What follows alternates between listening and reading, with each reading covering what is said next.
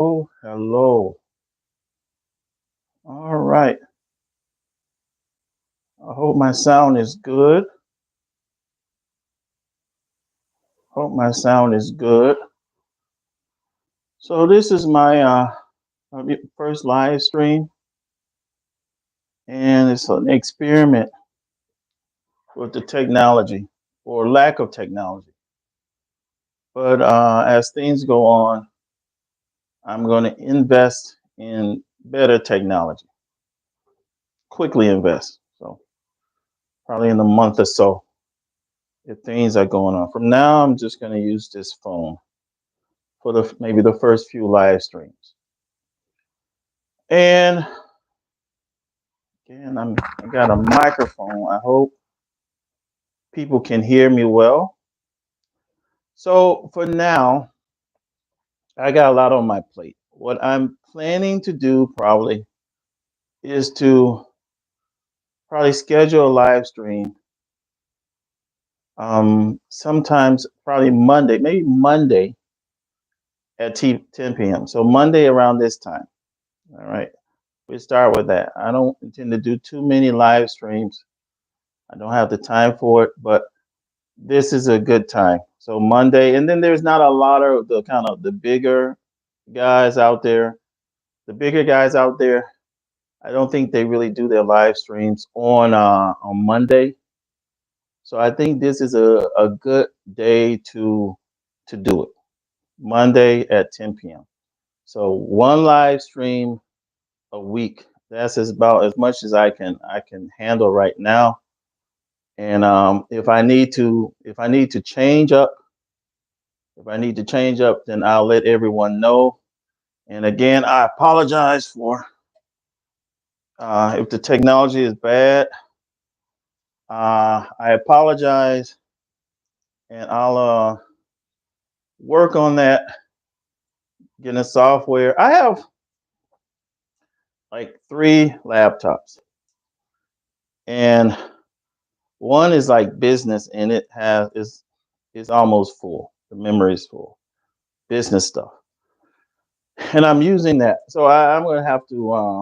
I don't know why I just accumulate laptops like this, but I'm gonna have to get actually a dedicated computer. All right. So that's that. I thank you all the first of you all who attended. Someone gave me a peace sign. I expect eventually I'll have hate watchers, and that's fine. All right. And because I criticize people, and people have the right to criticize me. Uh, if you put yourself out there, then people have the right to criticize you. People even have the right to troll, even if it's unpleasant. That's just how it is. All right. If you feel you have something to say, then you just expect pushback. All right. So I don't have a problem with pushback. I know my skin is not thin. You know, my skin is not thin. I don't have a problem with pushback. All right. If you That's how reality is. You push, reality is gonna push back. And even if you think is unfair, it is what it is. You can't change it. You know, I try to be fair.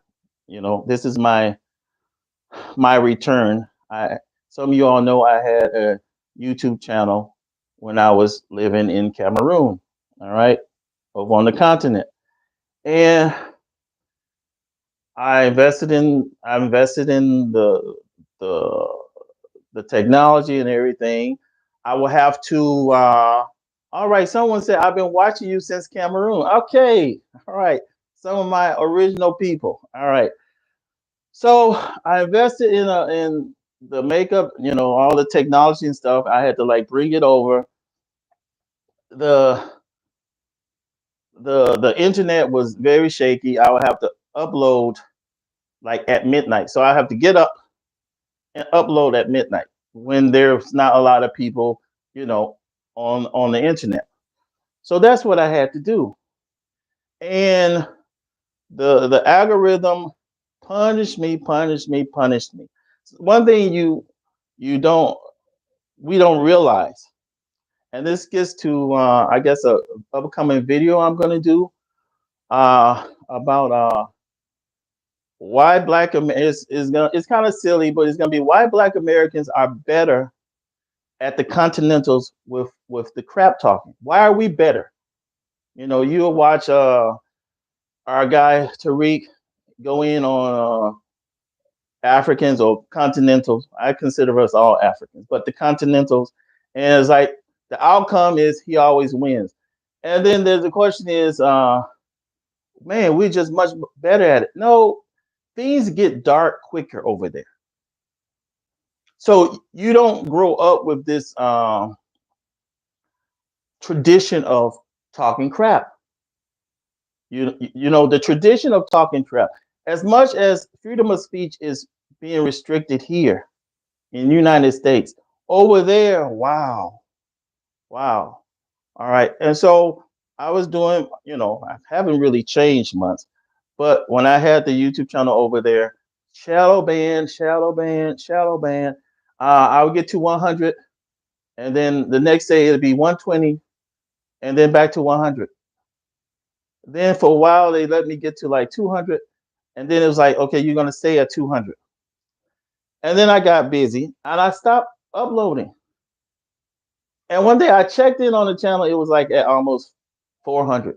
So once I got here, then I guess the shadow ban lifted because over there, things you just can't talk. Certain things you just can't talk. There's a little bit more freedom here, not much. And as you all will see, uh, the freedom, the small freedom that's here is going to be restricted. Ukrainian war, this Ukrainian war is used as a cover. It's being used as a cover to restrict free speech. Okay. Um, they're starting with the white left. Okay, so we're not talking about AOC. We're not talking about the controlled kind of organ controlled corporate left. Okay, we're talking about the real left, the white left, the real white left. So left of Bernie Sanders.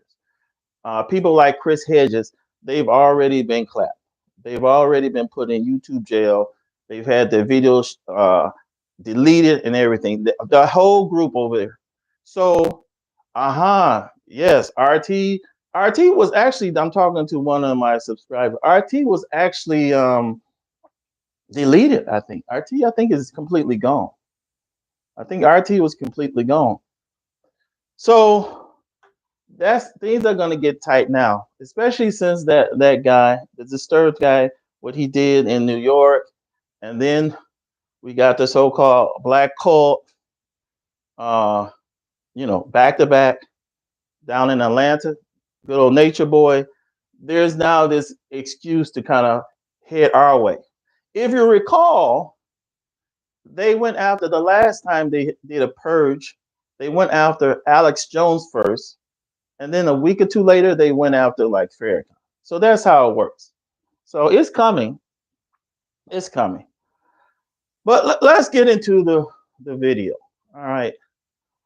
And I could start by saying I believe in code. I believe in code, staying on code. So although I've been attacked repeatedly, you know, in my earlier channel, repeatedly by ADOS and the other Black American tribalists, I wasn't quick to kind of, I'm not quick to kind of laugh that Yvette Carnell was not invited to sit on the California Reparations Board. That's not a laughing matter. You don't have to like a person.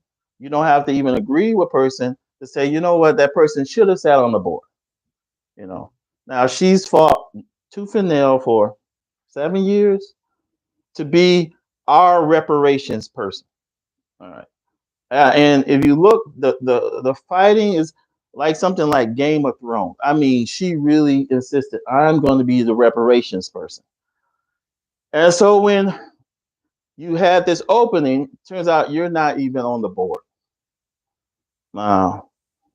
And I know a lot of people are saying, okay, well, you know, it's the system. And yeah, it's the system. But Yvette Carnell's politics are not really radical.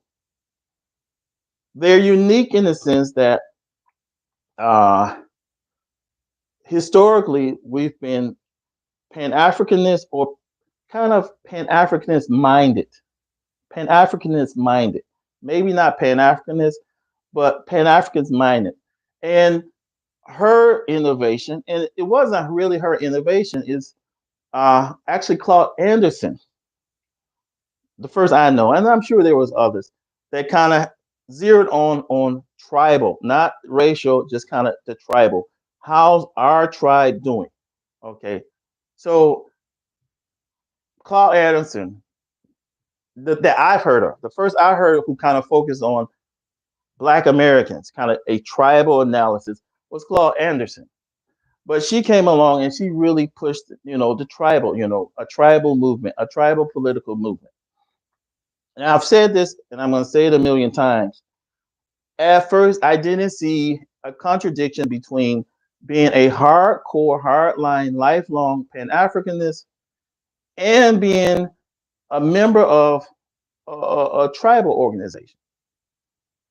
Because all of the Continentals that I know of, I lived there for 10 years, that were Pan Africanists, they all belong to organizations linked to their village. All of them. I never had met a Pan Africanist, okay, brother or sister, that from the continent who claimed to be a Pan Africanist, Honorable Marcus Garvey, hardcore Pan Africans, who didn't also belong to some sort of tribal organization. So when she came on the scene, I didn't see a contradiction that, okay, ADOS, all right, let's see what they're talking about. And I gave, and the proof is this, my first email, I had an email. I got locked out. I had an email, and my email was son of slaves. Son of slaves. That was an email, one of my first email addresses I had, was son of slaves.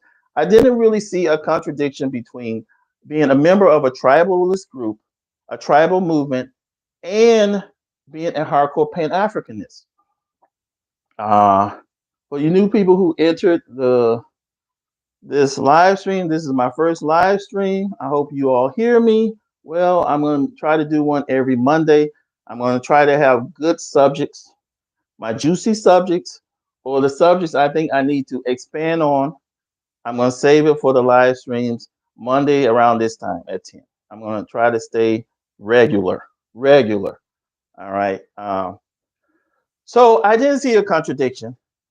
I started watching Yvette Carnell from a village. This is before I even moved to, say, Bamenda. Bamenda is in Cameroon. It's a major city. And that's where I started my YouTube channel. But before that, I had spent 8 years in a village because I had a farm there, a pepper farm.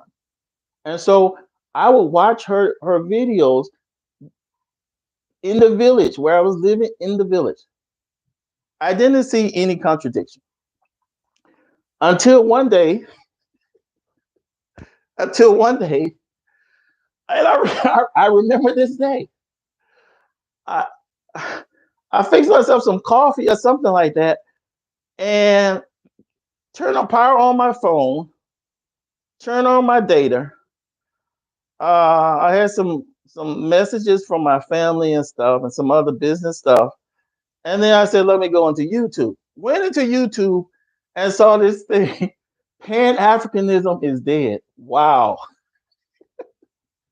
my head almost blew up. I was like, "What?"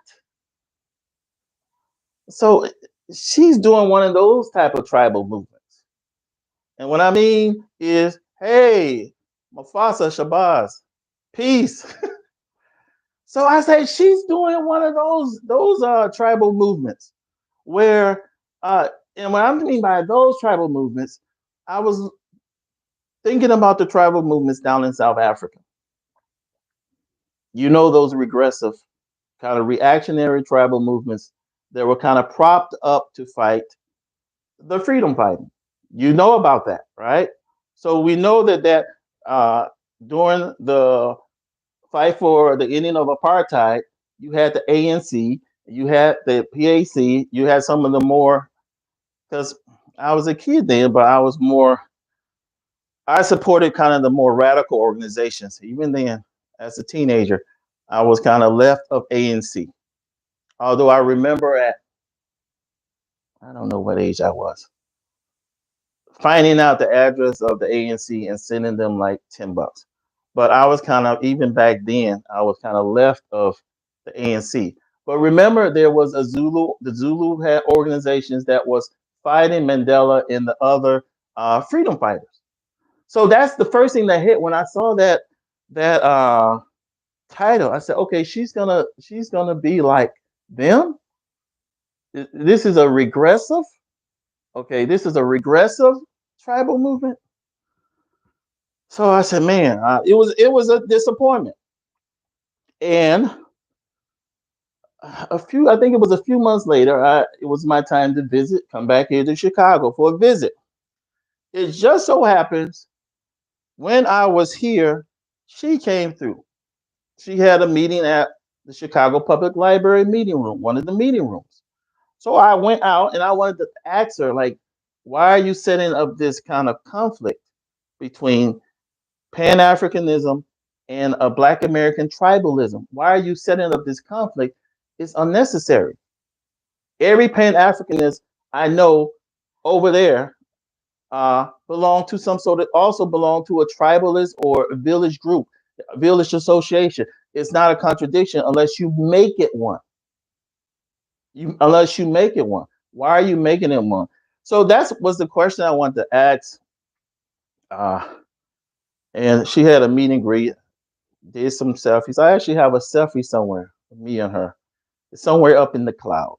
I tried to look for it, couldn't find it. But I never got a chance to ask her the question. And then they had another meet and greet the next day. You had to like sign up for it. I signed up for it. And then I don't know if it was canceled, but I never got the notification.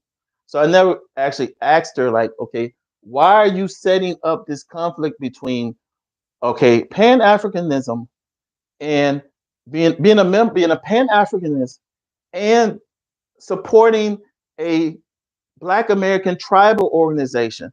Because there's no real reason for it. Because all of the African, and when I mean African, the continentals, all of the continentals that I know that claim to be Pan Africanists also belong to associations and tribal movements, tribal groups. What's the problem? So, but she doubled down on that. She doubled down on that. And the problem with this is that Pan Africanists are networkers. Okay, Pan Africanists are networks because most of us believe in some sort of unity. So we collect emails, we collect WhatsApp and numbers. Is this lifelong of networking? Now, very often this networking doesn't lead to anything. And her criticism of Pan Africanism can be partially true. That you collect all this information, you build these networks. What are the networks actually doing? All right, that's a good question. Okay, you know every Black person on the planet. So what are you using? What are you using this knowledge for? Okay, congratulations. You know a black person in Sweden. You can connect you to a Black person in Russia. You can connect us to a Black person in Venezuela. You Pan Africanists, you all know all the Negroes of the planet. What are you doing with that information? That is a valid question. Okay, so when she asks that question, you respond, say, this is what we're doing. This is what we have done. But you can't then try to kind of make this false conflict that doesn't really exist. The conflict really doesn't exist, except you decide in your mind that my group must be either or. All right, so back with the networking. The fact is, okay, if you pick a fight with Pan Africanism, and Pan Africanists are these kind of compulsive networkers, then you make a lot of unnecessary enemies. And that's the subject of this, my first live stream. Okay.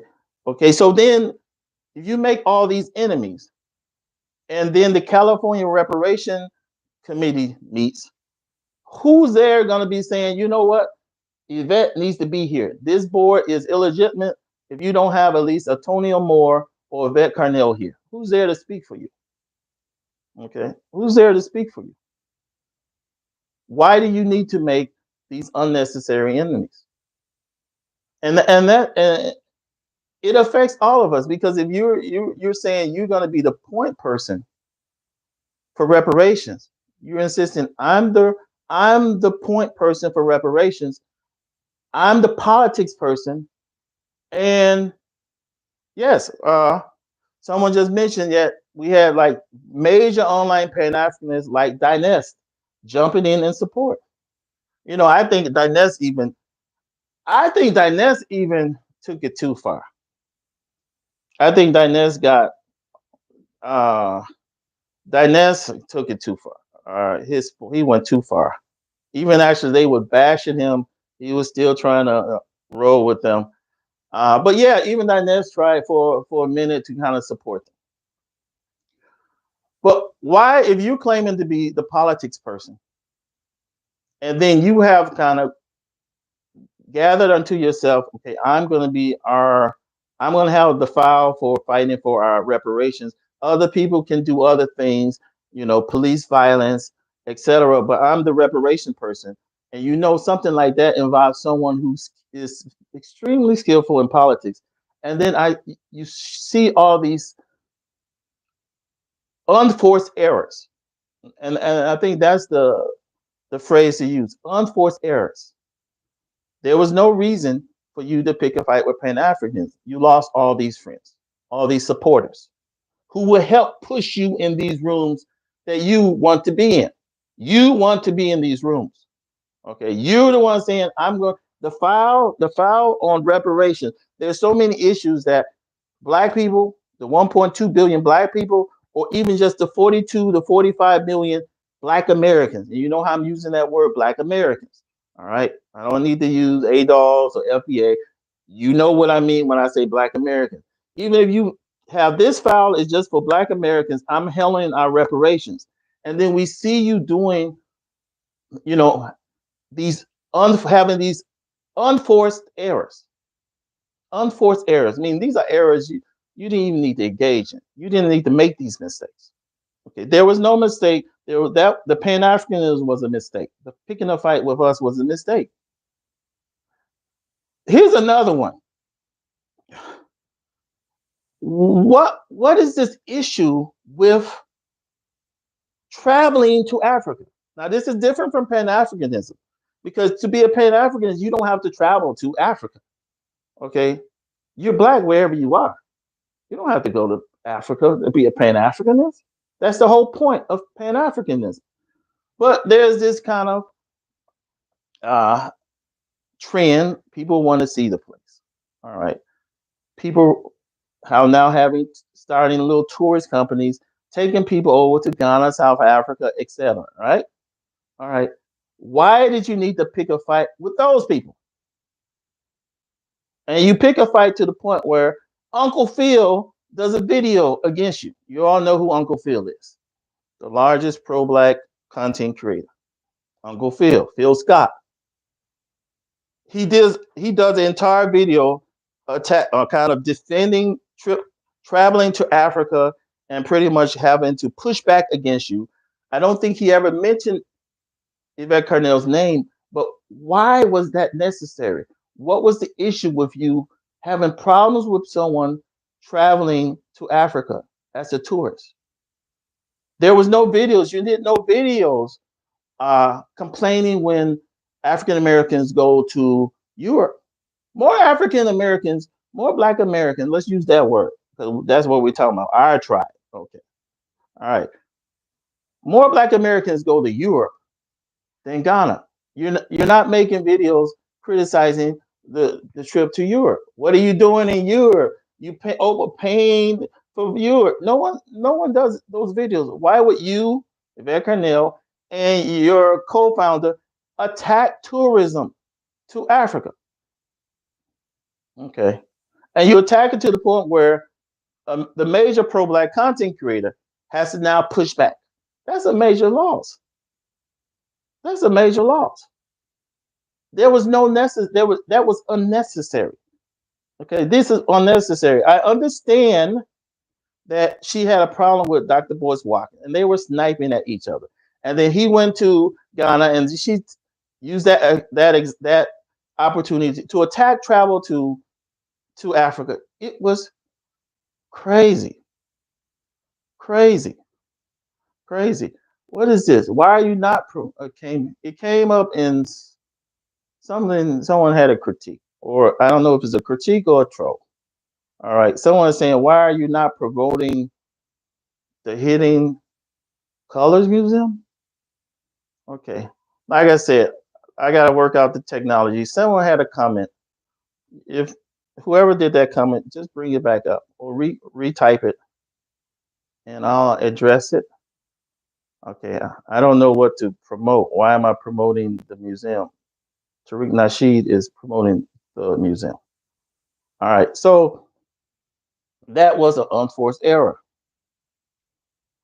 The xenophobia, like it or not, the Continentals are here. They're here. All right. The Continentals are here. So why would you alien if you trying to start a tribal movement? Yes, but why do you need to go out of your way to attack them? Let me give you an example from here, Chicago. There was the last mayor's contest. There was a Nigerian American who ran, young Nigerian American who ran for mayor of Chicago. Her name was Amara Inyia, something like that. Amara. She was endorsed by Chance the Rapper. Chance the Rapper believes in independent black politics. So Chance the Rapper endorsed this young Nigerian American woman for mayor of Chicago. Now, truthfully speaking, Chicago is a hard place to govern, and she needed a lot more what I call seasoning before trying to go for something like that. Chicago, anyone who knows Chicago will know the reputation. This is not an easy place to be the mayor of. All right, so uh, maybe that was the wrong choice for his attempt to do independent black politics. In fact, his father was a Obama aide, and the father endorsed somebody else, a machine politician. He endorsed someone else. He endorsed someone different, this Nigerian American. So Yvette Carnell heard about it and did a video about it, entire video about this. There was no political analysis of this woman's uh, policies or perceived future policies. It was all pure xenophobia. Pure xenophobia. Okay, you're saying on every broadcast you're the politics person. Okay, Chance the Rapper is trying to do independent black politics. Why didn't you get in touch with Chance and say, you know what? I appreciate you trying to do. You're a young man trying to do this independent black politics. Okay, but we think your choice, this Nigerian American, she's unseasoned, and these are the reasons why we think you chose wrong. She didn't do any of that. She just kind of went into the xenophobia. If you find that video, you'll see there was not once in the entire live stream a political analysis of this candidate for mayor. What was the point of that? What is the point of you doing xenophobia, and now because you're starting to realize that that wasn't profitable, that wasn't profitable as far as advancing your agenda. Now you're kind of trying to tone it down and then accusing Tariq Nasheed of being xenophobic. You were the one who started with the xenophobia. What did Tariq Nasheed do? He saw that it gets traction, that some people like that. And because he's an entrepreneur, he said, you know what? I can get on this train. I can get on this train with the xenophobia, okay? With the xenophobia. All right, so all of Tariq Nasheed did was saw you engaging in xenophobia, and now he just took it up a notch. He's now doing I'm seeing videos of standalone roasting sessions where there's like a 10-minute clip from one of his live streams where he's just kind of doing the dozens. Okay. But again, that originally came from Yvette. She can't now accuse someone of xenophobia when you started it and you were the one who gave him the idea. Before you came along, he was doing uh, videos about Haiti. Now he's bashing Haitians because he sees, okay, from that's man, those ADOS people really ate up the xenophobia. Okay, let me monetize it. So he is smarter. He's smarter, or he's better at monetizing content than she was. But she can't sit right now and say, "Oh, it's him doing these standalone videos of these roasting sessions." You were the one who first started the xenophobia. He got the idea from you. Then he left you and started his own group. And that's the reality of the situation. All right. She attacked Claude Anderson. And to me, I'm gonna be real because to he was the first person I know, and I'm sure I'm wrong. I'm sure there's others that kind of did a tribal analysis. The first kind of say, you know what, Black Americans need to look at ourselves. I just think she went after him because she wanted to be first. I just think it was a psychological issue, just an ego thing or something. I don't to this day I don't understand why you would dox, and that's what she did in the her takedown, supposed takedown of Claude Anderson. She doxed a man that was almost 80 years old. Why the animosity toward one of our few elders? See, because at the end of the day, we don't really have that many elders. Most of the boomers are most of the boomers are senior citizens, and I'm not being and if I'm not being insulting. So if there's any boomers who encountered this video, I'm not trying to be insulting, but it's just the reality of the situation. There's not that many uh, elders. Something about that boomer generation, I don't know. Most of them are senior citizens. They really that generation was pretty selfish. It just the reality of the situation. After the ending of after the suppression of the Black Panther Party, the boomers pretty much, and I'm talking about the middle class boomers, the ones who actually had decent jobs, they really didn't keep the fight going because of all those factions during the civil rights movement.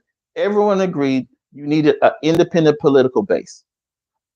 After the suppression of the Black Panthers, the boomers just kind of got their jobs at the, at the city government, driving the buses, the post office jobs, all those good middle class jobs. And they focused on, I don't know, cars and white parties, stepper sets, trips to Jamaica, Jamaica cruises, jazz festivals. There was no real hunger, you know, to build an independent Black political base. And now we're in a situation where we're in trouble. We're really in trouble. And it's like we're in a canoe that's sinking and we don't have even arms to kind of bail ourselves out. Our arms would have been independent Black political movements or parties or groups to bail ourselves out. We're just kind of sitting armless while our little Black American canoe is sinking. That's what happened. That's what happened right now. We're in this Black American canoe with no arms, no real independent political organizations to speak of. And we're just watching ourselves sink. We're watching ourselves sink. That's what's happening right now. That's what's happening right now. So back to Claude. He was one of the few people, one of the few elders we had. I don't know why she needed to dox him. And I don't know why her supporters to this day can't admit that that is wrong, that was wrong, that she should take that video down. I don't understand that. So is The problem is you have someone who have, for the most part, our file, the reparation file. I'm in charge of the reparation file. Okay. But she's doing things that is not really conducive to pursuing that objective. Okay. Where do we go for here? Because it's not good to just criticize. At the end of the day, ADOS needs to start sending candidates. And I said this back in Africa. I'm just going to keep on pushing it. All right. You're saying you was blocked from sitting on the board. Okay. If you're able to turn on your camera and 5,000 people show up, 10,000 people show up, you have enough influence to at least find two candidates in two congressional districts and send them out. You have enough support to raise the initial money to mount two shoestring insurgent candidacies. So if you're now able to send out one or two of your own candidates, you don't have to sit on anyone's board. You're sending your own people out. They can't, if you win, okay, you'll have your own person in Congress. You don't need an invitation. Your person is there. All right. So because there's two ways you can go about it when you're dealing with these politicians. Okay. You can do the lobbying way. And lobbying is just converting existing politicians. That's very expensive. Convert lobbying, you converting. This is already an existing politician. You're gonna convert him. You're using money to convert him. That's what basically lobbying is, right? It's very expensive. The cheaper alternative is to make your own politicians. And at this point, this upcoming congressional season should have been the second season that ADOS sent out candidates. This should have been the second season that ADOS sent out candidates. There should be at least two or three candidates in several of those CBC districts, those do nothing CBC members. You should have had at least two or three candidates. Okay. And stop making these excuses saying, oh, we don't have enough wind on our back. Yes. No. What are you talking about? If you can turn on your phone and 5,000 people show up to your live stream, you have enough wind on your back to send out two or three candidates. So why aren't you doing it? You know, you don't need to complain about FBA and Tariq. Tariq will be Tariq. Tariq will always be Tariq. But if you're claiming to be the serious person and you're claiming to be actually, I'm the one going to handle this file. Okay, I'm going to handle the reparations folder for Black Americans. Then you have to handle it and you have to be serious. It's not talking year after year after year after year after year. Okay, at a certain point, you have to make moves. And if you can't afford to do real lobbying, you don't have the millions for that. You have to start manufacturing your own candidates. So the question is, why aren't you doing? So that's what ADOS needs to be doing. You don't complain about Tariq. Tariq will be Tariq. But if you're saying you're the grown up in the room and you're not, but if you're claiming to be the grown up, then you should be doing the independent Black politics. You should not be complaining because you was not invited on the board, but you should be using the influence that Black people gave you to send out one or two candidates. And so that's what the messaging should be. And that will always be my messaging when ADOS people get in my comment section. I said, why are you in my comment section? Okay. A congressional season is coming. Okay. Are you looking for candidates?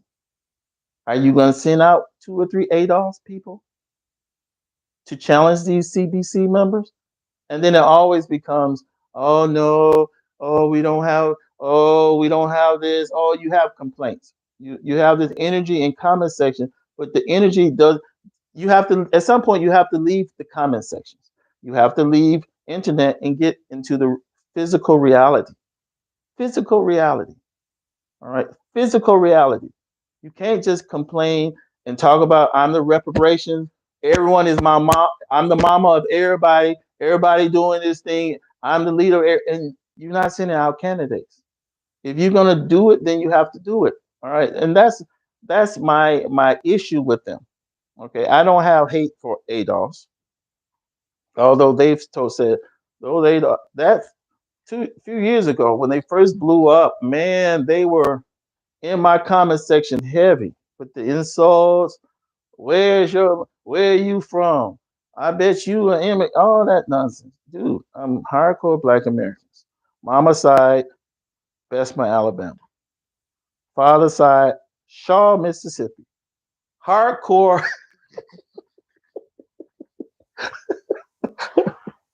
hardcore. We've been here for centuries, my guy. Yeah, but I'm also a hardcore Pan Africanist, and I will be a Pan Africanist until the day I die.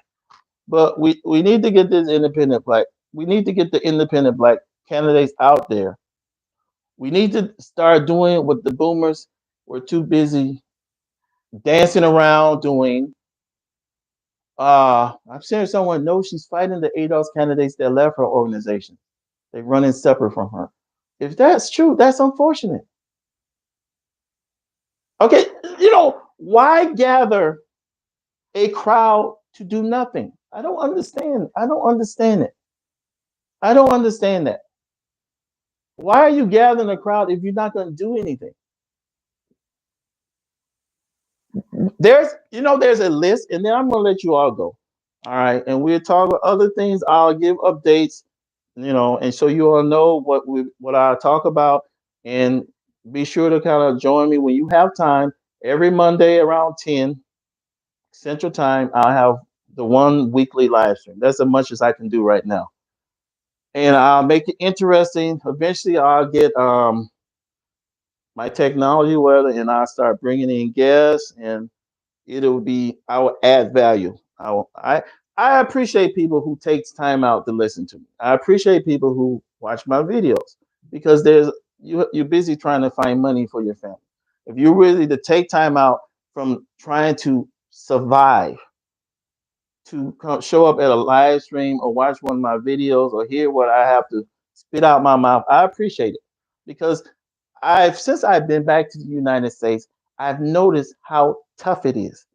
Things have never been this tough. Our community is really suffering. To feed a family, to even feed yourself is not an easy thing. So I appreciate when you take time out to come see me or watch one of my videos. But you can go online and you can find the fundraising of all the congressional districts. So you can go and see, okay, this particular CBC member has been very much anti-reparations. He's not doing anything for his district. And look, he hasn't even raised that much money. So he's weak. Okay. And then you can just go down the line and you can find 2 or 3 weak members that are also anti-black agenda or anti-reparations or not doing anything in the district. A lot of them are. Okay. And say, okay, I'm going to target those 3 weak members. And then she can get on her live stream and say, we're looking for people to run against those people. And we will do the initial fundraising. You have a lawyer who could set up a PAC, right? Antonio Moore is a lawyer, right? Okay, so he can go and find out how to set up a PAC, raise money, recruit 2 or 3 candidates, raise money, and send them out. It doesn't matter if they lose. Just keeps every 2 years, keep sending them out. You have to do something. Okay, you have to do something. You can't just sit and complain because as you sit and talk, the world is moving. And as you sit and talk, our community, whether you're talking about just us Black Americans or you're talking about the 1.2 billion Black people in the planet, we're in serious trouble. We're in serious trouble. Oh, someone says Pan Africanism strikes back, sent me here for a good reason. Man, shout out to that guy. That brother is a good brother. I love that guy. So shout out to Brandon. Shout out to Brandon. All right, Brandon's making things happen. All right, I think he's doing a project in Kenya. All right, I think he's doing a project. Someone else says he sent me too. All right, good. Thank you. All right, I appreciate that. Made me happy. You made my night. The people, you all who showed up. You know what? I wasn't expecting this many people. I expected to talk to myself, and then after 2 or 3 Mondays to kind of get a few people. All right. Someone says they're talking about Justice Democrats and brand new Congress show how viable that model is for primary. You don't have to reinvent the wheel necessarily. Okay. Now I know some of us are anti-politics. I'm not with that. I'm not with that. I'm not the whole we're just gonna do culture thing. I'm sorry. I'm not with that. You you can do both. You can do culture and you can then send out your own politician. So I'm not with the whole we just need to go back. I do believe in just I'm just staking my claim. Okay. You see me, I've spent years in Africa. I'm not I okay. I'm not a despite living in Africa, I'm not, and despite you see the background, I'm not really a cultural nationalist. I'm a black power guy, just so you all know. Where I where I fit, I'm a black power guy. I believe you have to do politics. Yeah, you can do your culture and everything, but you gotta do some politics. That's where I stand. All right. I don't agree with some of the cultural nationalists who say just do culture. Just focus on the return, just teach everybody the laws of Ma'at. I do believe the laws of Ma'at should be taught, if not religiously, to the Christians among us, even as a cultural document, the laws of Ma'at should be taught. But we need to, thank you, we can walk and chew gum at the same time. I don't believe with this, oh, we're just going to do culture and we're not going to do politics. We can manufacture our own politicians. We can send them out against the CBC. And even if they lose, you wouldn't have to be complaining about sitting on a board in California. Because if you're a woman who's sending out politicians, trying to make your own politicians, and you're sending them out every 2 years, people will be begging to talk to you, right? You don't have to be begging. You don't have to be complaining that they're not letting you inside the door. You create your own house. People will be coming to you, say, who is this woman? Okay, who is this high yellow woman? Keep sending out all these people every 2 years. She's sending out candidates. She's doing the initial recruitment. She's doing the initial fundraising. Then once they get going, they do their own fundraising. She wouldn't have to be complaining. All right, so that's my position. All right, I hope we can do something before we completely sink, because things are getting bad for us. You know, once one is there the disrespect one more the disrespect coming from, oh yeah, I'll talk about that. Maybe that's my next live stream. We'll talk about the whole Akata thing and Africans or some Africans thinking they're better than us. We'll talk about that. Next live stream. Next maybe the next live stream. I'll schedule it soon. All right, or maybe even a video. But yes, there are many Africans who think they're better. When I mean Africans, continental who think they're better than us. That's very true. There's those who refer to us as Akata. I actually had to my last trip back, and this was December, so a few months ago. My last trip back, I had to check a Cameroonian guy who was using the word in the plane, on the plane. I was sitting, and then they were in front of me, and he was talking in pidgin. I understand pidgin, and talking in pidgin to, this young lady, beautiful young lady. He was trying to kind of get the connection, and then he asked her like, okay, like, what are you doing? They're from Atlanta. What are you doing? You married or something? And then she's like, no, I'm involved in something. And then he was like, oh, I know you date those Akadas. He didn't know he didn't know that there was an Akata right behind him. Okay. So I nicely checked him, and he dropped his head, You know what? But that doesn't give you an excuse to just say, okay, the hell with Pan Africanism. This person called me in a conta. They, you're trying to using insults to kind of instrumentalize this unity. Because here's the thing, I lived there over there for 10 years. I had zero xenophobic incidents. Zero.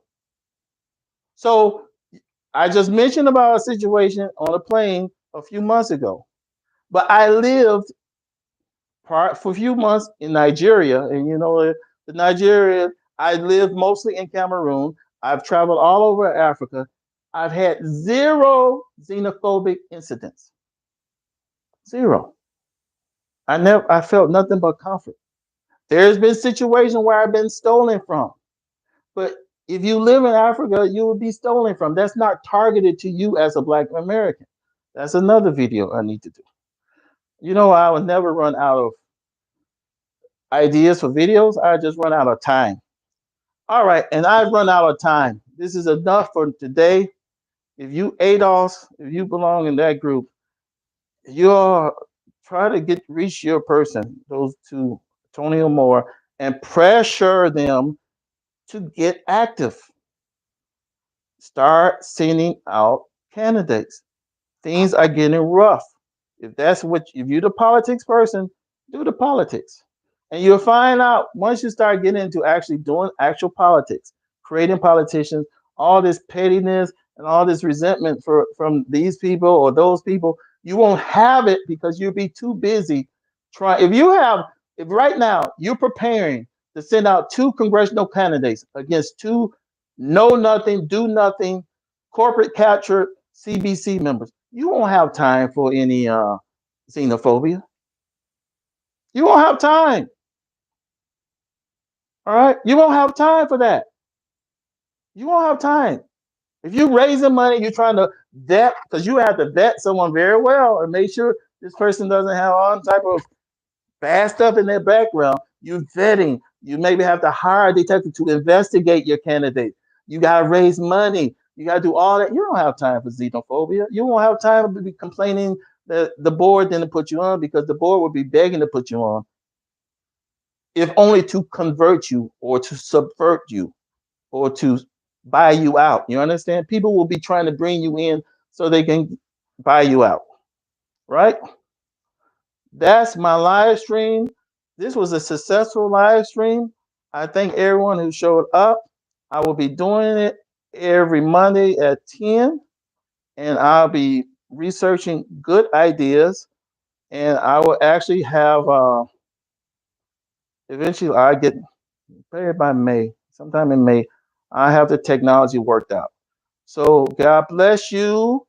Thank you all for showing up. And again, keep watching my videos, subscribe to me. And for those who have time, I'll see you next Monday. Take care. All right. Now, how do I end this? How do I end my stream?